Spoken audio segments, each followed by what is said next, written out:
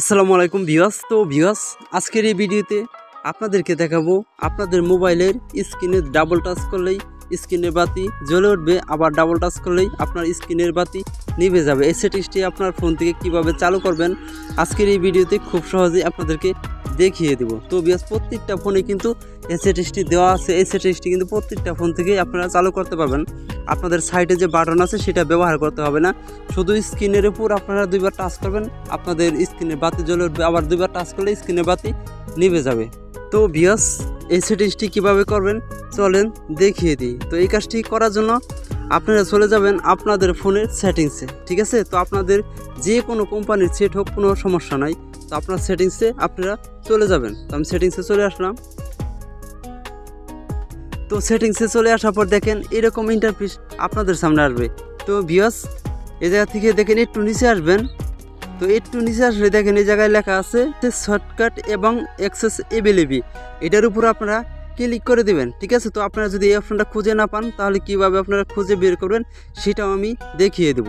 তো এটার উপর ক্লিক করে দিলাম। তো এটার উপর ক্লিক করার পর দেখেন এই জায়গায় আপনাদের এরকম ইন্টারফেস আসবে। তারপর দেখেন এই জায়গায় স্মার্ট মৌসুম নামে যে লেখাটা আছে এটার উপর ক্লিক করে দিবেন। তো আপনাদের এরকম অপশনই কিন্তু আসবে। তো স্মার্ট মৌসুম যেটা পাবেন, যে লেখাটা পাবেন সেটার উপর ক্লিক করে দেবেন। তো আমি ক্লিক করে দিলাম। তো ভিউয়ার্স, এটা কিন্তু সহজ একটি কাজ, আপনারা প্রত্যেকটা ফোন থেকে করতে পারবেন, প্রত্যেকটা লোকে এই কাজটি করতে পারবেন, ঠিক আছে?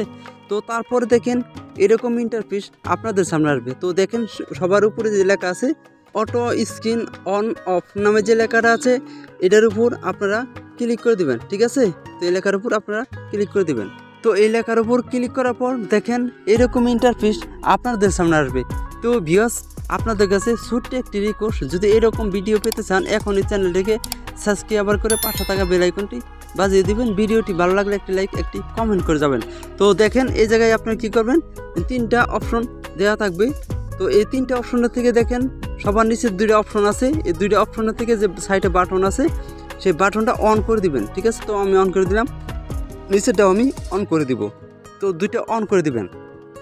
তো অন করার পর আপনারা ব্যাগে আসবেন। তো ব্যাগে আসার পর দেখেন আপনারা হয়তোবা এই অপশনটি যদি আপনারা খুঁজে না পান তাহলে কি করবেন আমি সহজেই এখন দেখিয়ে দেব। তো এই অপশনগুলো যদি আপনারা খুঁজে না পান তাহলে আপনাদের যে সেটিংস আছে সেটিংসে আসার পর কিন্তু প্রত্যেকটা ফোনেই সার্চের অপশন থাকে। তো সেই সার্চের অপশনে আপনারা ক্লিক করে দিবেন, ঠিক আছে? তো আমি সার্চের অপশনে ক্লিক করে দিলাম। তো সার্চের অপশনের উপর ক্লিক করার পর দেখেন এই জায়গায় আপনি কী লিখবেন, যেটা লিখলে আপনি সরাসরি ওই অপশনটার ভিতরে নিয়ে যাবে, শুধু বাটনটা অন করে দিবেন। তো দেখে নিন অটো স্ক্রিন অন অফ, এটা শুধু লিখে দেবেন আপনি, আর কিচ্ছু লিখতে হবে না, শুধু এটাই লিখে দিবেন। তো আমি এটা লিখে দিছি, আগে লেখা ছিল।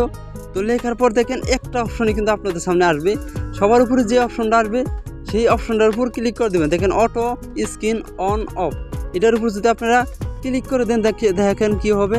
তো আমি ক্লিক করে দেওয়ার পর দেখেন যে দুইটা বাটন আমি অন করছি সেই দুইটা বাটনের অপশনের ভিতরে কিন্তু নিয়ে আসছে। তো আপনাদের এই জায়গায় বাটন দুইটা অফ থাকবে। তো আপনারা এই জায়গা থেকে দুইটা বাটন নিচের অন করে দিবেন, ঠিক আছে? তো অন করে দিলেই কিন্তু আপনাদের এই সেটিংসটি হয়ে যাবে। তো দেখেন আমি স্ক্রিনে চলে আসছি। স্ক্রিনে চলে আসার পর এখন যদি আমি ডাবল ট্যাপ করি তাহলে আমার স্ক্রিনের বাতি নিভে যাবে, আবার ডাবল ট্যাপ করলে আমার স্ক্রিনের বাতি জ্বলে উঠবে। আমার সাইডের যে বাটন আছে সেটা কিন্তু ব্যবহার করতে হইতেছে না। তো ভিউয়ার্স, এভাবেই মূলত আপনারা খুব সহজেই এই সেটিংসটা করতে পারবেন প্রত্যেকটা ফোনে। তো আজকের এই ভিডিওটি এ পর্যন্তই।